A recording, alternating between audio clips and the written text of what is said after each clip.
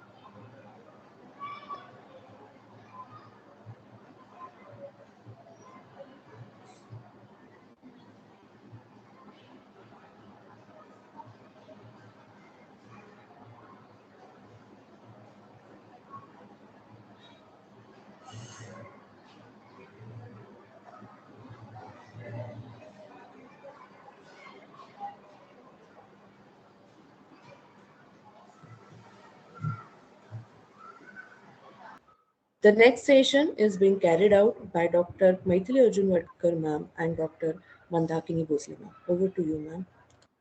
Yeah, thank you, Neha. Good morning, sir. Yes, yes. Yeah. Our first eminent speaker, Dr. Ameya Kumar Rath. It is my honor and privilege, sir, to introduce Dr. Ameya Kumar Rath, sir. Ameya Kumar Rath, sir, is a BE Computer Science and Engineering, MBA Systems Management, MTech Computer Science, and PhD in Computer Science. He has more than 30 years of experience. He is a professor in Computer Science and Engineering, Veer Surendra Sai University of Technology, Burla, Sambalpur, Odisha. He is deputed to National Assessment and Accreditation Council, NAAC, Bangalore.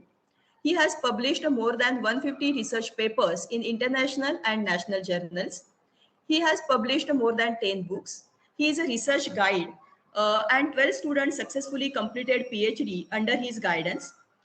He has visited over 50 higher education institutions across the country as a NAAC peer team member for assessing the quality and relevance of the education of knowledge economy.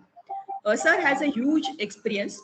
I requested Dr. Aruna Devuskar to felicitate Dr. Ameya Rath, sir. Welcome, sir. Thank you, madam. Meeting after a long time. Meeting after a long time. Yes, sir. Yes, sir. Ultimately, I could catch you, sir. Thank you very much, sir, for being with us, because despite of your busy schedule, and I'm the one who has learned a lot from you, sir, because you were the one during my first accreditation of my experience. Thanks a lot, sir, for being with us. And I'm damn sure that all the participants will be having an enjoyable thing and knowledge which you will be going to disseminate to all of us. Thank you very much, sir, for accepting it. Yes, sir.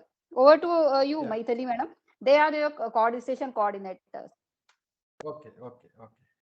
I'll share my slide and Yes, sir. Yes, sir. Yes, sir. Thank you very much for inviting me to this particular forum. Like during my presentation, if there is anything you want detailed elaboration, somebody can tell me, or I'll go ahead with the planned kind of things, whatever I have planned. So this is NAAC revised accreditation framework and sustainable quality assessment with national education policy implementations. I'll try to pose a questions. Of course, in this platform, I'll try to pose a questions. I'll answer myself. What is assessment, quality assessment, and what is quality?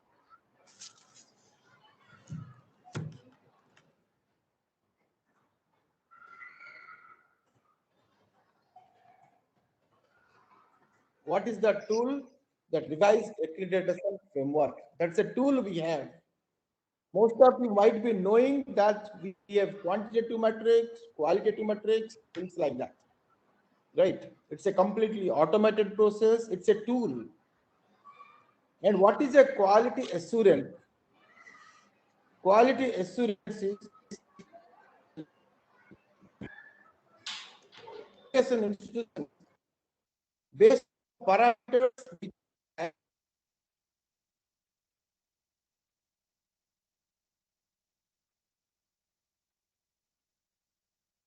Sir, your voice is not audible.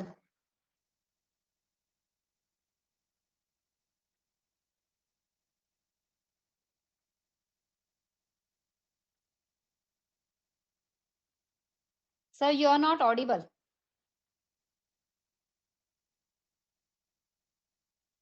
Hello, sir.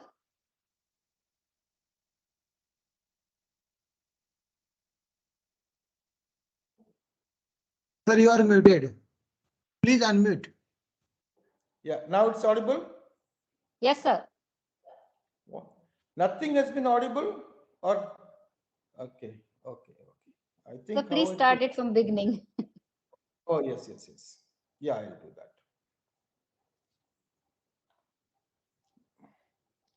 Now my screen is visible. Screen is visible.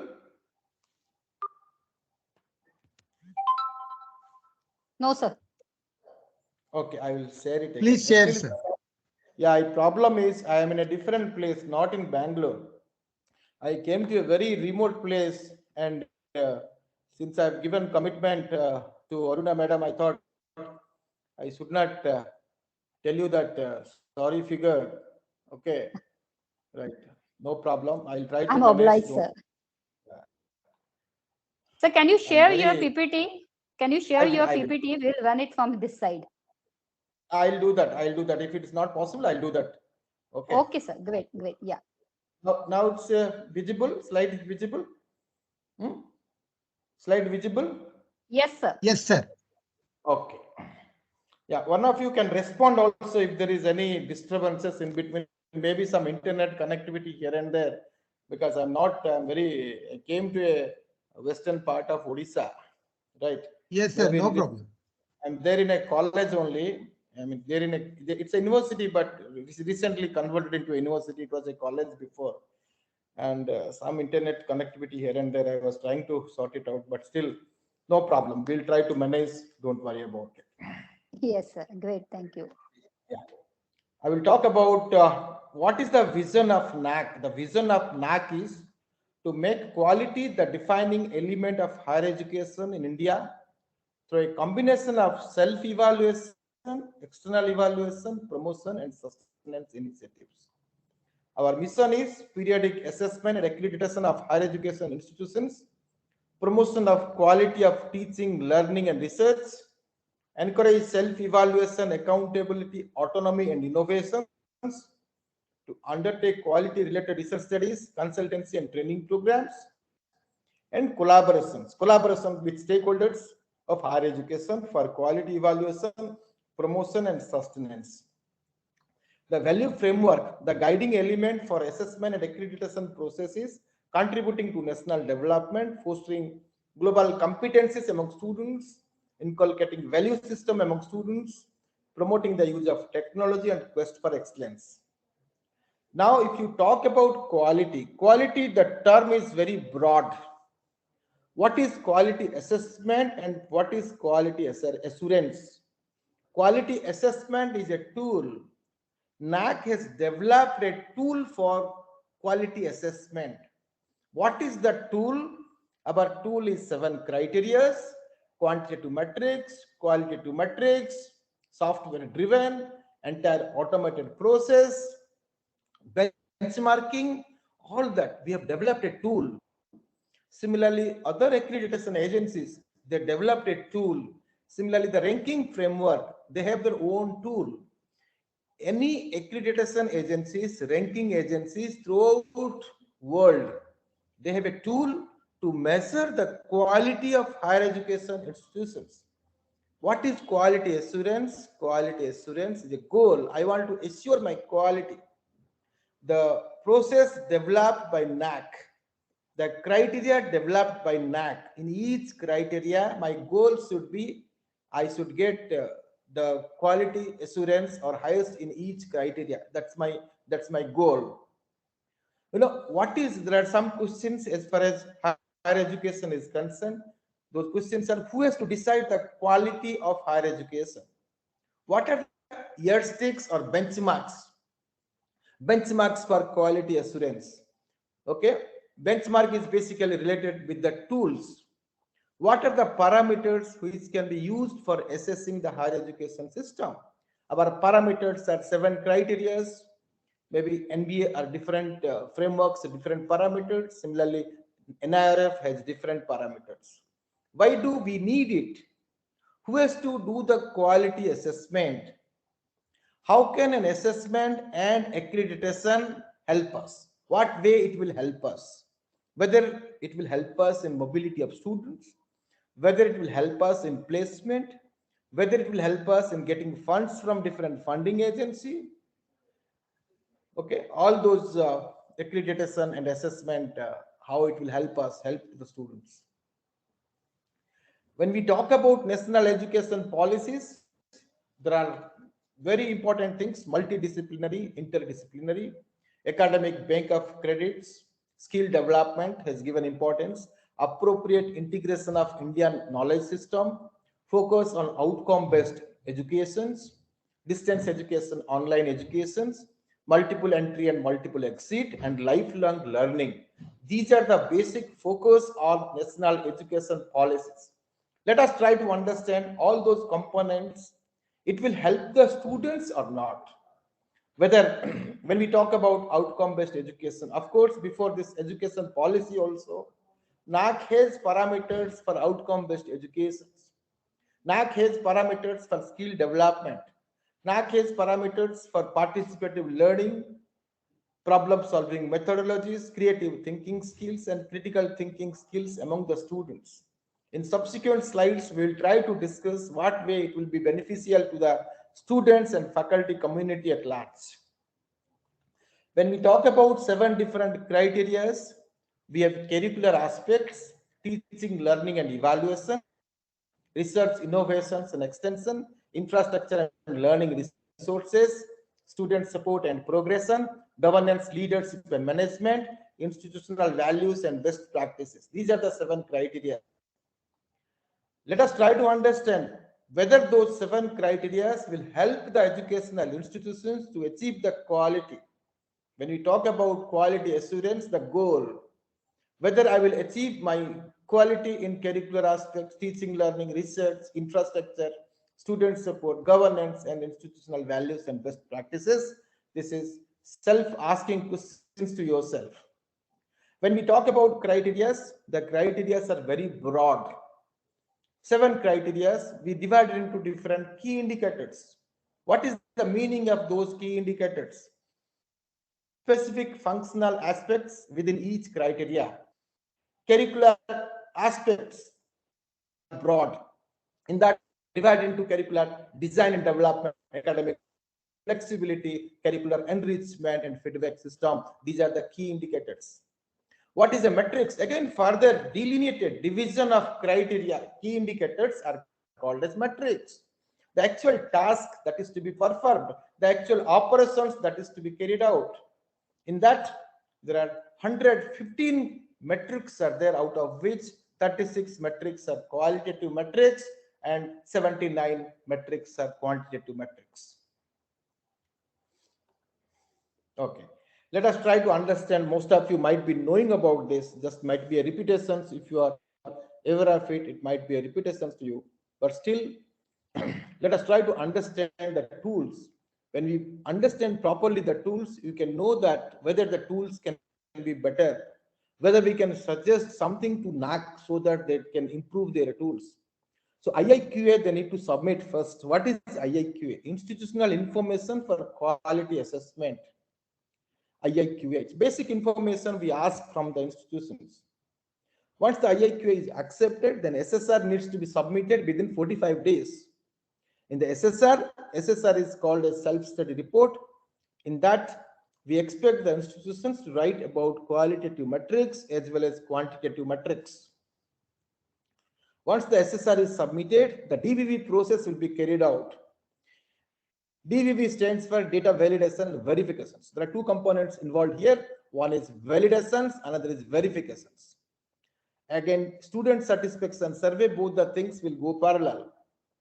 After that, but over DVV is over, then pre-qualifications. Pre-qualification of the quantitative metrics, which is 25% of quantitative metrics.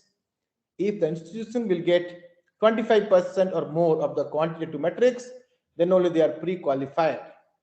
Then only there will be peer team visits. If the pre-qualification passed, then only the peer team visits will take place. If it is failed, the institution will submit IIQ again. Then finally, the peer team visits is only 30% because 70% is quantitative metrics. 70%, 30% plus student satisfaction survey will be combined and the grade of the institutions will be declared. That's the entire process of NAAC. What is the vision of these education policies? Education policies, it is basically rooted in the Indian ethos that contributes directly to transforming India, that's Bharat. Sustainability into an equitable and vibrant knowledge society by providing higher quality education, making India a global knowledge superpower. Okay, education is most important. Curriculum and pedagogy is very important. Knowledge, skills, values, dispositions that support responsible commitment to human rights, sustainable development and living, and global well-being, thereby reflecting a truly global citizen. What are the problems with the current higher education systems in India? I don't want to mention problems because we all have studied in the higher education systems. What are the problems, or we can say in what way we can improve? Actually, most important is less emphasis on the development of cognitive skills. I don't think it's true for everyone. Depends on the faculty to faculty. Whenever you're teaching a students, all of you might be knowing about Bloom's taxonomy, how to take a students from low order thinking skills to high order thinking skills. Remembering, understanding, applying, analyzing, creating, and evaluations. Whether I'm teaching the students in the high order thinking skills so that they will develop their knowledge, they will develop their skills, they will develop how to solve a problem. If you ask in the examinations, explain Ohm's law, explain the concept of this. Possibly they may not have understood it. They may by heart and express in the examinations. It's very important that cognitive skills, high order cognitive skills of the students has to improve. So limited access, particularly in socio-economically disadvantaged areas. Limited teacher and institutional autonomy. Autonomy was very limited, mostly affiliated. University used to control it. That's the system of current education. Inadequate mechanism for merit-based career management and progression of faculty and institutional leaders. Less emphasis on research. Lack of competitive peer-reviewed research fundings. Suboptimal governance and leadership. These are all, problems with the current system. The policies mainly talks about multidisciplinary universities and colleges. more HEI across India that offers medium of instructions in local language and Indian language. However, even if the students study local language, then also they should know about English, because our children are going outside abroad for higher studies. That's also very important. But they focus on medium of instructions in some places is local and Indian languages. Moving towards a more multidisciplinary undergraduate education. The education should be, you should have multidisciplinary, maybe computer science, electronics combined together to form one different programs, multidisciplinary programs.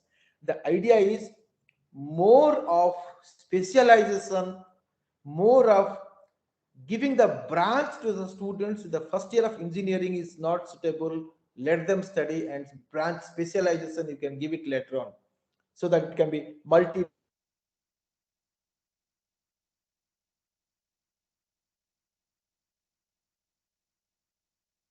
Why to have fix the disciplines in the first year of moving towards faculty and institutional autonomy, revamping curriculum, pedagogy, assessment, student support, and so on, establishment of national research foundations, light but tight regulations by a single regulator for higher education. They made it in such a way that, there are multiple regulators in this country. You might have seen All India Council of Technical Education, Pharmacy Council of India, Bar Council of, lot of councils are. They will have one agencies, NHERC, National Higher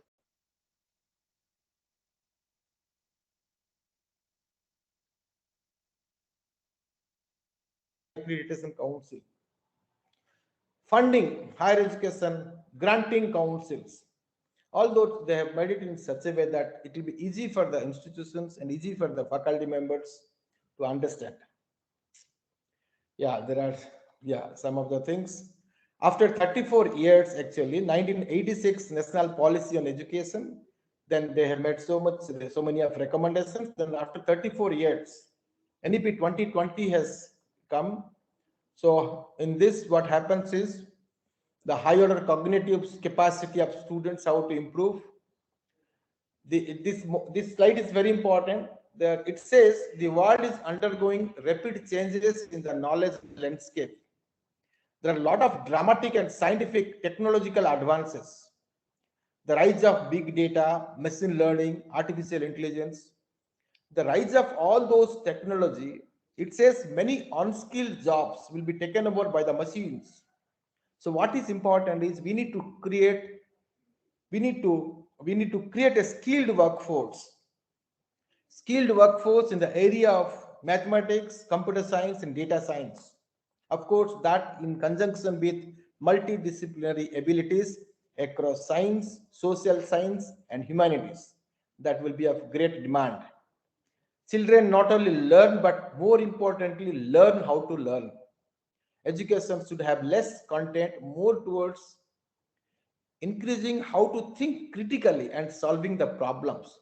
Use different pedagogy for understanding. Use role play in the classroom, brainstorming in the classroom, group discussion in the classroom, so that there will be experiential learning and holistic development of students, and it should be learner-centered, student-centric learning, learner-centric learning and discussions.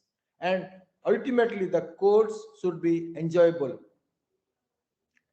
Let us talk about our process, IIQA, then SSR, DBV clarifications. If pre-qualified, then there is peer team visits. This I have covered already. So in this, what happens is curricular aspects, curricular design and development for the universities, curricular planning and implementation for the affiliated colleges. Whenever you are the authority of the institution, I should say that think beyond NAAC. How to achieve the quality education? NAAC has given a guidelines. NAAC has given a process. NAAC has given a tool for how the goal of quality assurance will improve. But you go beyond that.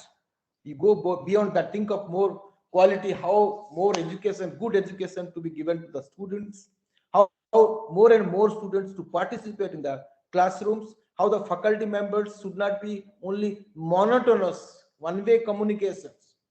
See, only the problem is if I would have there in Pune in your institutions, I would have interacted with all of you. I would have posed some questions. I would have taken answers from all of you. I would have met the students, I would have met the participant, the audience, participate in the discussions. Only thing is, I just it can have kind of one-way communications. I hope all of you are listening and my internet is on. Can anyone respond? Yes, sir. Yes, Oh, sir. very Yes, good. sir. Very good. Curricular enrichment and feedback system. Yes, sir. Similarly, teaching, learning and evaluations, student enrollment and profile of the students.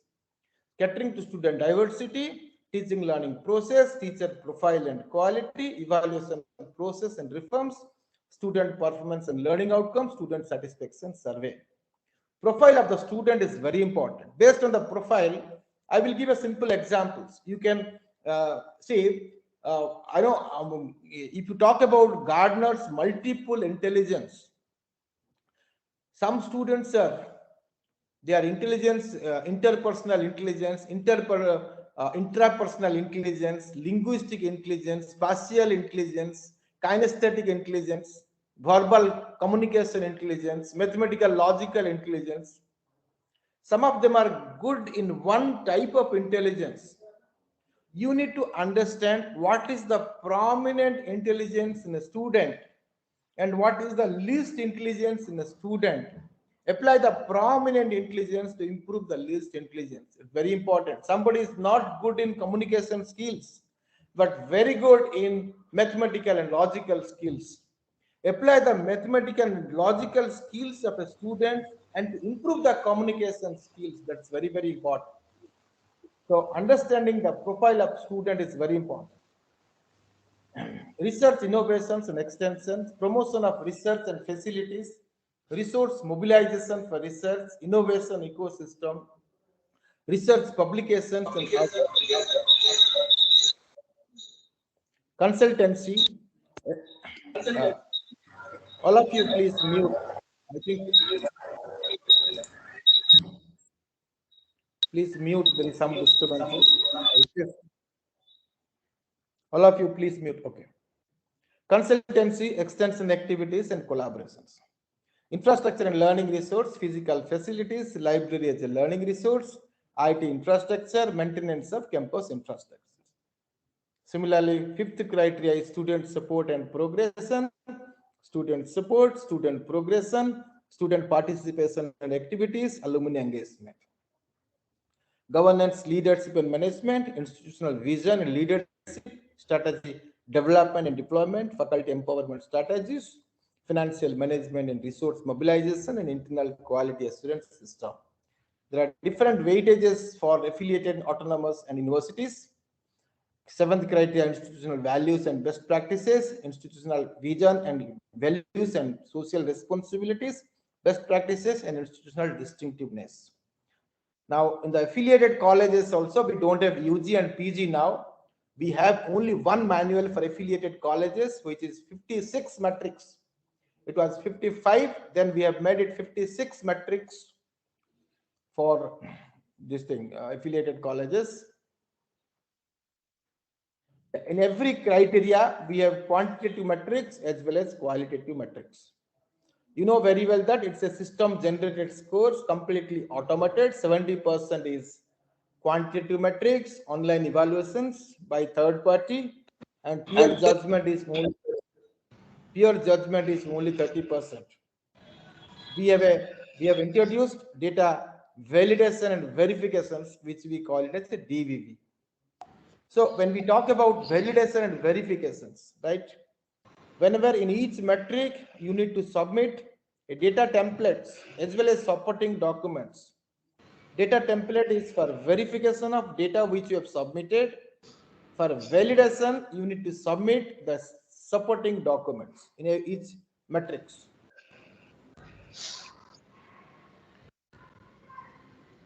Yeah, this IIQA is not necessary. just focus on self-study report. Yeah, this is something I will just delete it, omit it.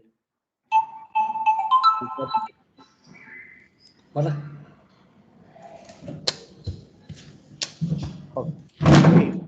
Yeah, in the all more or less the manuals are common. Don't worry about it. This is curricular design and development for the universities. I'll talk. Okay, I will talk about. I'll share another slides where I'll talk about especially if only about your affiliated colleges instead of this. This is for universities.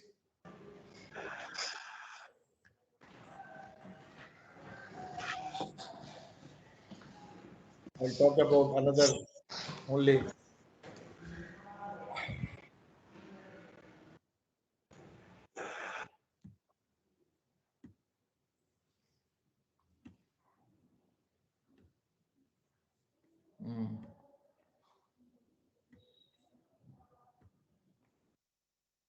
Yeah, this is visible different slide. Can anybody respond? This is visible? Yes, sir. Okay. Yes, sir. Yes, sir. Yeah. This is, I will straight away go to the affiliated colleges manual so that most of you might be from affiliated colleges. Let me go to the metrics so that understanding will be much better and difficulties can be clear. One is institutional ensures effective curricular planning and delivery through a well-planned and documented process, including academic calendar and conduct of continuous internal assessment. You need to write within 500 words. It's a qualitative metrics. So curricular planning is very important. In this, every faculty member should have a course file. In course file, they should plan the curriculum. How to, suppose if you are taking 40 hours or 50 hours, planning the curriculum. Okay. And if there is a, the course, the digital learning materials that is to be given to the students, the course materials or the class notes, or maybe what is the academic calendar, whether I have prepared the plan based on the academic calendar, and continuous internal assessments, internal assessment questions, the quizzes I can plan, the assignments to the given to the students I can plan. All that should be covered in this. Of course, the peer team members will verify and validate because it's a qualitative metrics. Another qualitative metrics, the institution ensures effective curricular planning and delivery. Okay, this is over. This is a quantitative metrics, number of add-on certificate value-added programs offered by the institutions in the last 5 years. You might have seen that we have declared the benchmark now. You know the benchmark for this. What is the benchmark so that I'll get, what is the maximum weightage I can get from here? Weightage is 15. The maximum value which I can get is 4. If I get 4, 15 into 4 is 60. I request all of you, please mute. I don't want any kind of disturbances. Please mute. If there is any questions to be asked, I will ask you at the end. Let me complete it. I'll come before 10 minutes. I'll complete so that I'll take some questions, or you can ask questions in the chat box also. Excuse me, sir. Sorry to interrupt you. Your slides are not in show mode, so it's not moving. It's not changing. It's not moving. Okay. Yeah. Yes. Okay. Yeah. Okay.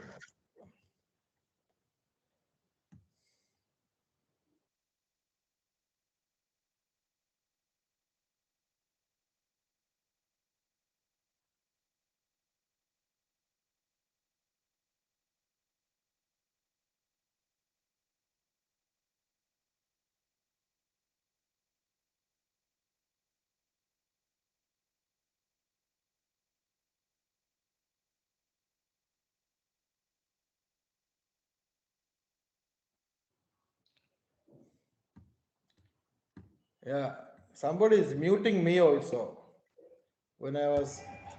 Somebody has muted me also. Please, host, don't mute me, please. No problem, sir. You can continue. Yeah. Now, just I was asking whether my slides are moving or not. Now it's moving. No, How sir, it's it is moving? not Can you able to visible. respond? So it is, sir, it is not visible. Yeah, now it is visible. Yes, Not sir, it is moving. Yes, sir. Yes, sir. okay. Some network delay would be. Visible, huh? Okay. Yes. Yeah. Don't worry about it. Even if it is not visible properly, like I'm reading it actually. Please don't mute me, otherwise it will be very difficult. Host, don't mute me. Yeah. This is number of add-on certificate programs. I told you that benchmarks are already there in the website. We have declared the benchmark. We have given the standard operating procedures. Are you? My voice is audible, please. Can one of you respond, please? Yes, sir. Yes, sir. Okay, thank you. See, number of add-on certificate value-added programs. We have mentioned that what can be a certificate programs. Why it is called as value-added programs. Whether there is any value additions, right? I have a curriculum, but whether the value-added program should be other than your syllabus. Whether I am giving some value addition to the program so that there will be employability. For that reason only we ask such questions, so that there will not be, students can get, you can conduct different programs. We have mentioned clearly in the standard operating procedures that what is a value added programs, how many hours of value added programs you should have, so that that will be considered by NAAC. Next is percentage of students enrolled in the value-added programs. We have mentioned that in last 5 years, there should be unique value-added programs. But if you are conducting same value-added course programs in 2 different years or 3 different years, number of students participating in that program can be considered. So percentage of students enrolled in the certificate programs or value-added programs. Next is curricular enrichment. It's a qualitative metrics. Institution integrates cross-cutting issues relevant to professional ethics, gender, human values, environment, and sustainability into the curriculum. In the curriculum, you should have a component of professional ethics, gender, human values, environment, and sustainability. Okay. Next is percentage of students undertaking project work, field work, internships. Here we need to collect the data only for the latest complete academic year. How many students are undertaking field projects, internship, etc. divided by total number of students during latest complete academic year. You get a percentage here. 70% of students are undertaking project work, field works. Based on 70%, you have a benchmark and you get either 4, 3, 2, 1, 0. If you get 4, 20 into 4 is 80 is the score value. Feedback system, of course, this metric we have changed it. Previously it was yes, no type of metrics. Now we have changed it, whether you collect feedback from students, teachers, employees, alumni. Previously the feedback is only on the curriculum, but now the feedback can be on academic performances and ambience of the institutions. Now teaching learning process, enrollment percentage. Number of students admitted during last 5 years and total sanction seats. How many students have admitted during last 5 years? Number of sanction seats. Similarly, percentage of students seats filled against seats for reserved category. If you are filling 100% of seats or 90% of seats, depends on the benchmark. Either you get 4 or 3 or 2 or 0. Student teacher ratio, student full-time teacher ratio. Okay, the definition of full-time teachers also we have given. If you have a contract faculty members taking more than 90% of workload, they can be considered as a full-time teachers, and you can show them as full-time teachers whenever you are submitting your self-study report. This is also the data for the latest complete academic year. Teaching learning process, it's a qualitative metrics. Student-centric methods. What are those student-centric methods? You have experiential learning, participative learning, problem-solving methodologies are used for enhancing the learning experience of the students. And the faculty members are using ICT tools. And the peer team members will come for the peer team visits. They will try to Find out what are the experiential learning you have practiced in the classroom. What are the participative learning you have practiced in the classroom? What are the kind of problems you have given to the students so that they inculcate the problem solving skills? And what are the ICT tools you have used? ICT tools, we mean that it's a software tools as well as a hardware tools. Whether you have some digital classrooms kind of things or your LCD projectors, your hardware tools. Whether the software course materials you are using from different SWAYAM or MOOCs or any other platform you are using, NPTEL, any other software tools you are using in your own course. Percentage of full-time teachers against sanctioned posts during last 5 years. Percentage of full-time teachers with NET, SLET, PhD, DM, etc. and DSc, DLEAD, etc. and etc. Number of full-time teachers with NET, SLET, etc. Based on that, you get score value here. Excuse me, sir. Sir, sorry to disturb you. Yes, screen, nothing is coming, and participants would like to get the screens. Let it be in edit mode also. They will understand it in more better way. This is over now. This is moving slide. Sir, nothing is visible, sir. Please share again, sir. Why in between? Why it is going? I don't understand. Why it is in between going? Okay. Please stop sharing and please share again. Yeah, this is over now. Going. Now. Yes, visible, sir. Yes, sir. Oh. Yes, sir. Yeah. Online student satisfaction survey. Research innovations and extension. Resource mobilization for research. Grants received from government agencies and non-government agencies for research projects, endowments, etc. Grants you are receiving based on the total grants in lakhs. Based on that, we have benchmarks. Then innovation and ecosystem. Institution has created an ecosystem and has initiatives for creation and transfer of knowledge. Patents filed, published patents, incubation centers, etc. It's a qualitative metrics. Number of workshops conducted, seminars conducted, conference conducted, including on research methodology, intellectual property rights, and entrepreneurship. Research publications in awards, number of research papers published in UGC CARE journals, number of books and chapters in edited volumes, etc. Extension activities are carried out in the neighborhood community, sensitizing students to social issues for their holistic development, etc. It's a qualitative metrics. Awards and recognitions received for extension activities.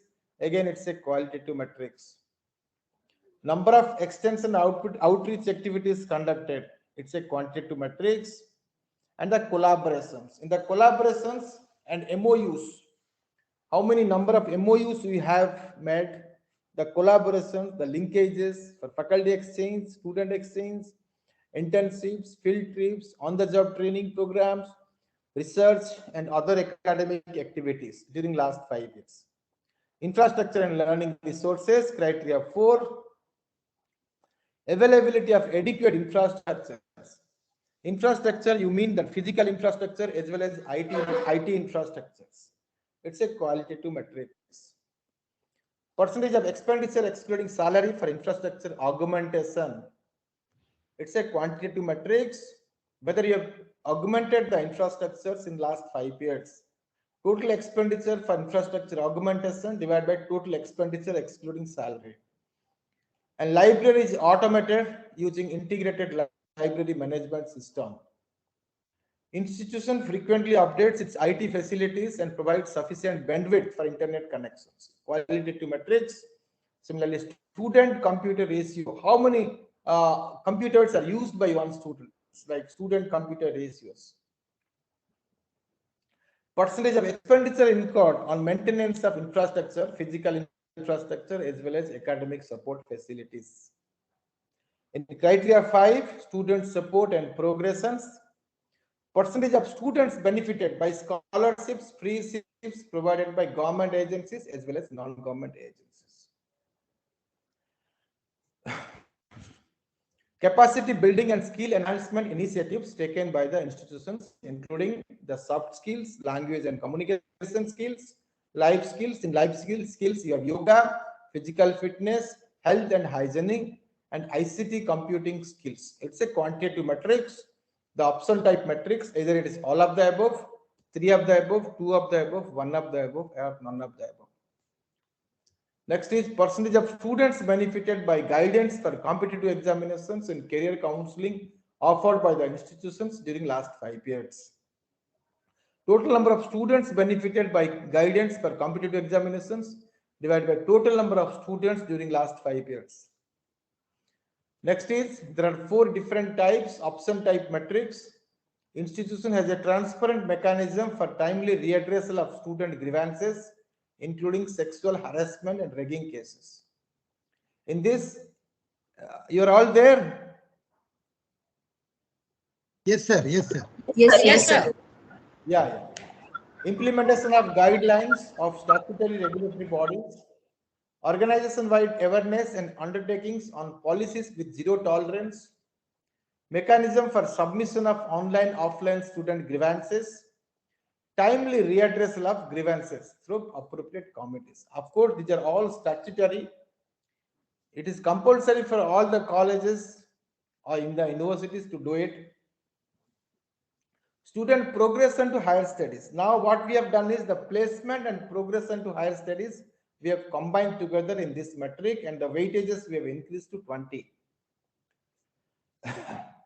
Percentage of students qualifying in state, national, international level examinations like your GATE, SLATE, CLAT, GMAT, etc., GRE, TOEFL, civil service examinations, state government examinations. How many students are qualifying in this? Participation and activities, number of awards, medals for outstanding performance in sports and cultural activities at university, state, national, international level. Average number of sports and cultural activities in which students of the institution participated during last 5 years. There is a registered alumni association that contributes significantly to the development of the institutions through financial and other services. Financial, this is a qualitative matrix. Initially, we had a quantitative matrix for this, how many amount has been contributed by alumni, but now we have made it a qualitative matrix, so PRT members will look into it. Criteria 6 is governance, leadership and management. Governance and leadership is in accordance with vision and mission of the institutions and is visible in various institutional practices, whether it's a management, decentralized management, or autocratic management or participative management, whether faculty members and students are part of the committees. This is a qualitative matrix. Implementation of e-governance in various areas of operations like administrations, finance and accounts, student admission and support, and examinations. Similarly, faculty empowerment strategies, whether you have effective welfare mechanism and performance appraisal system for teaching and non-teaching staff. It's a qualitative matrix. You need to write within 500 words. And what are the welfare mechanism you practiced for teaching and non-teaching staff has to be mentioned there. Percentage of teachers provided with financial support to attend conferences, workshops, and towards membership fees for professional bodies during last 5 years. For a percentage of teaching and non-teaching staff participating in faculty development programs, professional development programs, etc. In the financial management, institution has strategies for mobilization of funds, optimal utilization of resources and funds from various sources like government sources, non-government sources, etc. IQAC, internal quality assurance cell, in what way it has contributed to the teaching learning process, to the learning outcomes, program outcomes, etc. And incremental improvements in various activities. Quality assurance initiatives of the institution include a regular meeting of IQAC, feedback collected, analyzed and used for improvements, collaborative quality initiatives with other institutions, membership of international networks, participation in National Institutional Ranking Framework, NIRF, and any other quality audit or accreditation recognized by state, national, and international agencies such as NAAC, NBA, ISO, etc. Last criteria is institutional values and best practices. 100 is the weightage. In this, gender equity and celebration of days of national, international commemorations. It's a qualitative matrix. Measures initiated by the institution for the promotion of gender equity and institutional initiatives to celebrate, organize national and international commemorative days, events, festivals, etc. Environment consciousness and sustainability and Divyangan friendly initiatives. The institution has facilities and initiatives for alternate source of energy and energy conservation measures. Management of various types of degradable and non-degradable waste. Water conservations, green campus initiatives, disabled friendly, barrier-free environment. This is a quantitative matrix. If you have all of the 4, then you get 4 out of 4. 20 into 4 is 80 is the score value. Quality audits, environment audits, and energy audits. Green audit, environment audit, and energy audit. Clean and green campus initiatives. Beyond the campus environmental promotion activities. All those things, if you have all those things, if you have all these things, if you have 4 out of 4. Describe the institutional efforts, initiatives in providing an inclusive environment that is tolerance and harmony towards cultural, regional, linguistic, communal, socio-economic. It's a qualitative matrix. Similarly, there are 2 best practices successfully implemented by the institutions as per NAAC format. One is you have to write, we have given a format, you have to write in that format. Next is institutional distinctiveness. Portray the performance of institution in one area distinctive to its priority and thrust within 500,000 words. It's a high weightage matrix, 30 and 20, 50 is the metric weightage. You need to find out what are the best practices you have and what are the institutional distinctiveness. These are all 56 metrics. After this, the quantitative metrics will go for DVV. Then DVV will ask clarifications through using the portal. DVV will ask clarification. You have to respond to the clarifications on the portal. DVV will ask certain documents. You have to respond or you have to submit the documents on the portals. After that, the SSR gets updated with the new value. Whenever finally the numbers are fixed, suppose you told that I have 50 value-added courses, add-on courses. DVV may reduce some of the value-added courses because it is not as per SOP. It is not as per standard operating procedures. It's not 30 hours. There are 2 value-added courses, add-on courses, which is not 30 hours. So they have reduced to 48. Like that, for all the quantitative metrics, the final value will be fixed. When the final value is fixed, when the SSR gets updated, those values will be reflected in the updated SSR.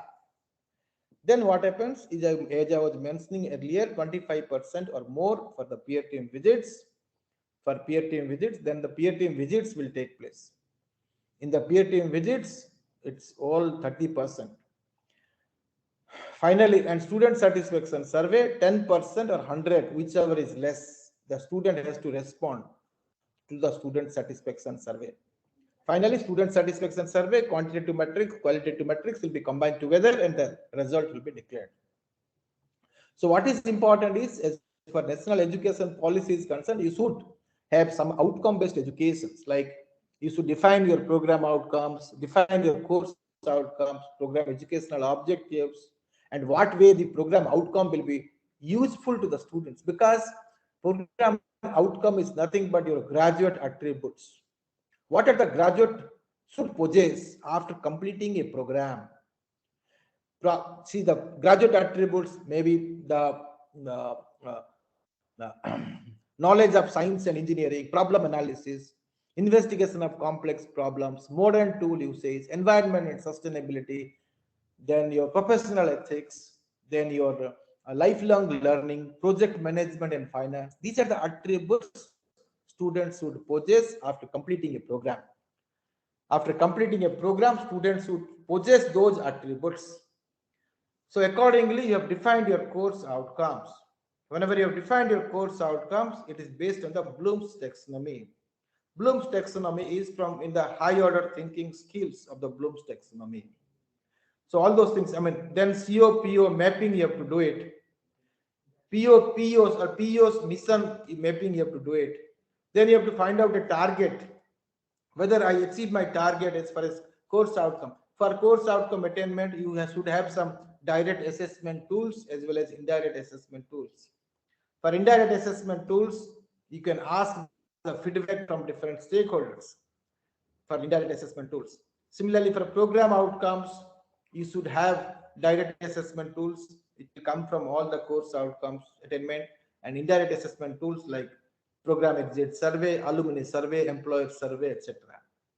Then finally, you can attain the program outcome. This is very important, and participative learning is very important, because whenever you teach to the students, you need to make the students participate in the classrooms. You should use different teaching methodologies to make the students participate in the class. Okay, this is all about my presentation. If there is any questions, you can ask me, since 4 or 5 minutes left. Any question? Hello, sir. Shall I ask the question? Yeah, please. Yeah, sir, I'm Dr. Maithili. Sir, basically, we are the affiliated to the state university. Yeah, so we have a bound with the syllabus which is given by the state university. So how we can prepare for this change, new change, as an affiliated college and bound to syllabus? You have advantages that you are under the big umbrella where the university is preparing the syllabus. My point is every syllabus you can include one more unit.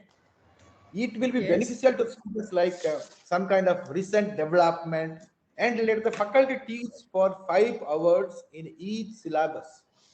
No universities has told you don't teach extra things to the children. You teach extra things to the students, except the whatever is mentioned in the syllabus you teach. Apart from that, 5 hours, 6 hours you can prepare and keep it in the syllabus. You teach those things to the latest development, those things to the students, so that they will get some extra knowledge, extra skills, extra competencies. Yes, sir.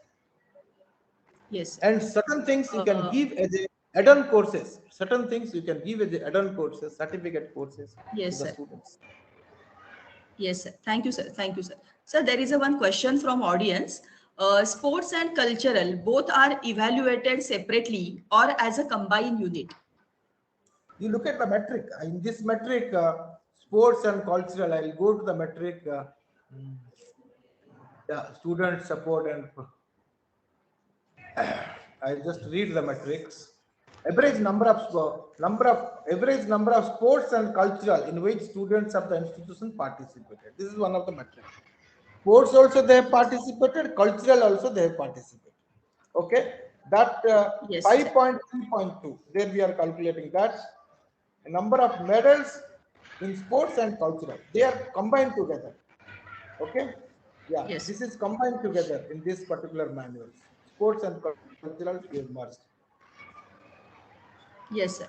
So there is another question how we can prepare for the institutional development plan with respect to National Education Policy 2020. Institution development plan. Yeah, see, suppose if you want to prepare your institutional development plan, you find out that, I mean, maybe we talk about institutional strategic plan, or in that you plan that development plan, how many new programs I will introduce, how many, what is my budget for this, what are the activities I will do for this. Finally, development of the institutions, development of this, what are the new infrastructure I should create. Maybe I will create some of the innovation cell or startups, incubations.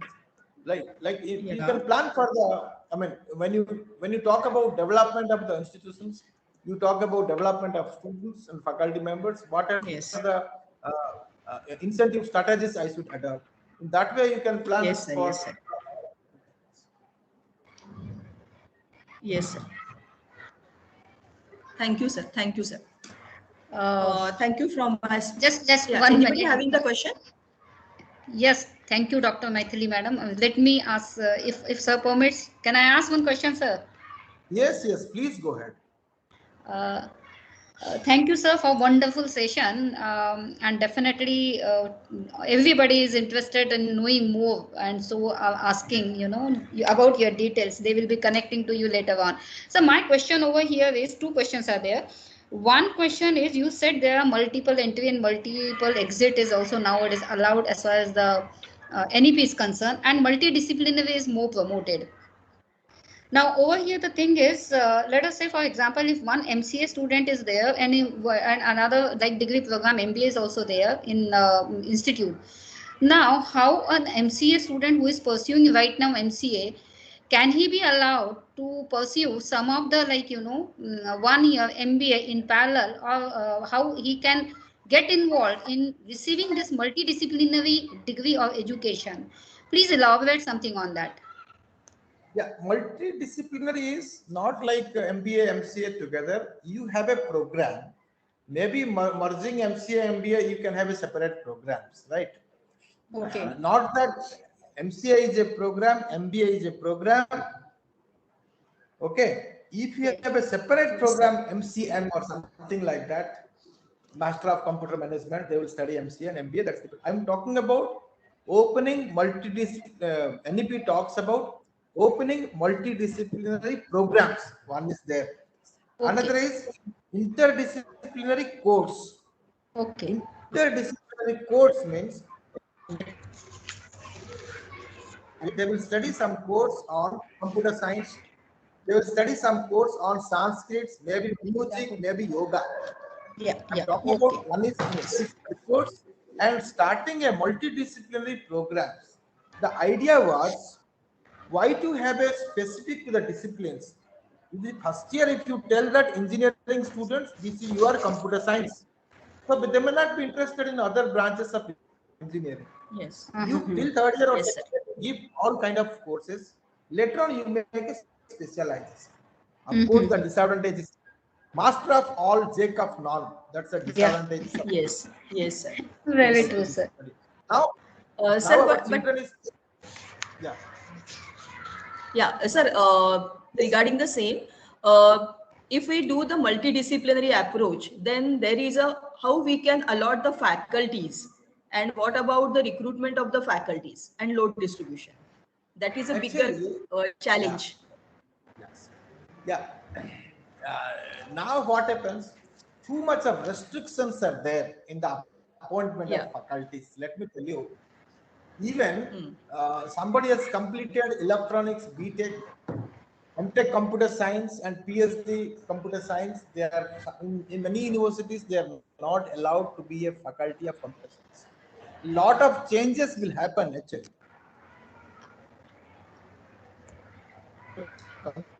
Lot of changes will happen. This is just the beginning actually. Preliminary stages, we are in the preliminary stages, but a lot of changes will happen as far as recruitment of faculty is concerned. Right? But it's a we are going to implement in a positive spirit. Let us see sir, how the university is functioning. And, yes, sir. Definitely. The things are Yes, sir. There are certain on chat box. Monica has mentioned like BBA LLB instead of BA LLB. Is it the right combination? Which are this can it be considered as a multidisciplinary sort of thing, or interdisciplinary? I mean, different programs. See, I'm talking about interdisciplinary, multidisciplinary programs. Okay, right? okay. Now, more than two programs, more than two specific programs, they can be combined. Right, sir. Sir, just one more question. You have mentioned over here that there is a whenever like this would be there possibility doubt for many of the affiliating institutes would be there.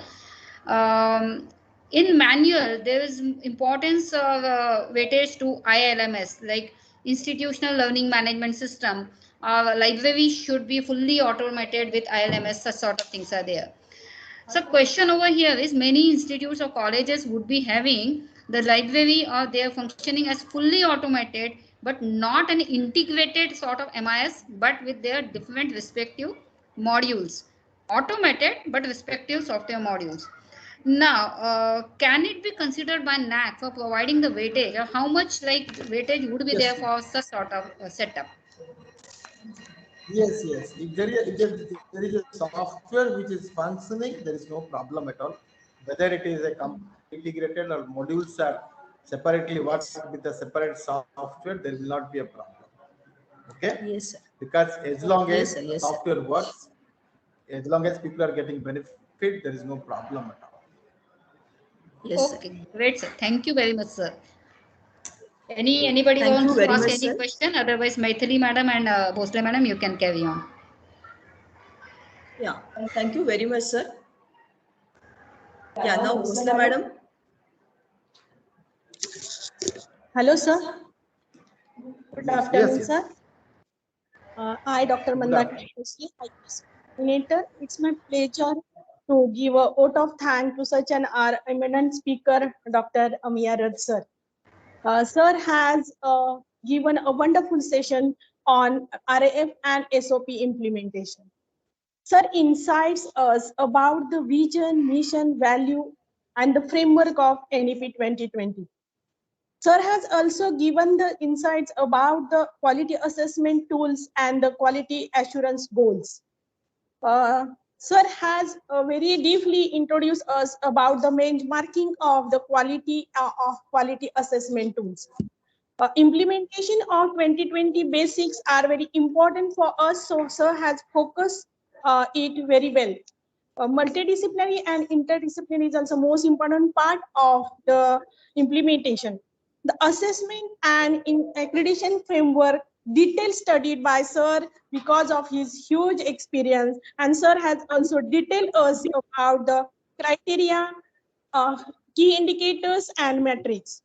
Sir has also details discussed with us IIQA. IIQA is one of the most important part. So sir has explained in details.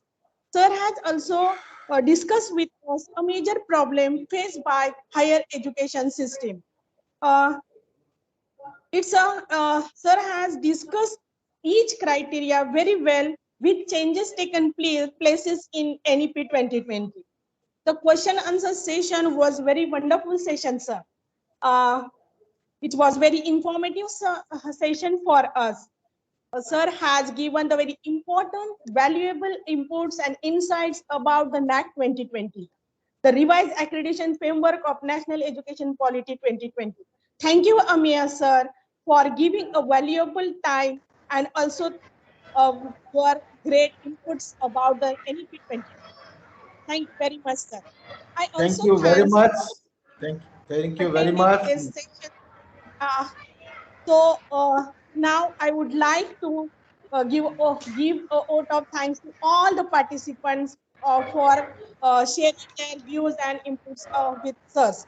Now I would like to request all the participants that please give the feedback about such a wonderful session. And now I would request Leena Deshmukh ma'am to take a charge of the second session. Thank you very much, sir. Thank you, Maithili ma'am. Thank you. Thank you, Dev, very much. Thank you, Dr. Thank you, sir. Thank Mandakini, you very much. Dr. Aruna Madam, Aruna Jaskar Madam, thank you very much for inviting My me. pleasure, sir. My pleasure. Sir, thank you. Thanks a lot for joining with us. There are certain questions which we will post you. Certain further questions are also there on the chat box. Will it be okay if we post you and then? Yes. Right. Thanks. Thanks a lot, sir. Some questions will be coming over here, which we will post. Dear participants, definitely you will get answer for all those things. Thank you, sir. Oh, yes. Yeah. Thank you. Thank you. Thank Can you I very much, log sir. out? Thank you. Can I log out? Yes, sir. Yes, sir. Yes, sure, sir. Yes. Thank you.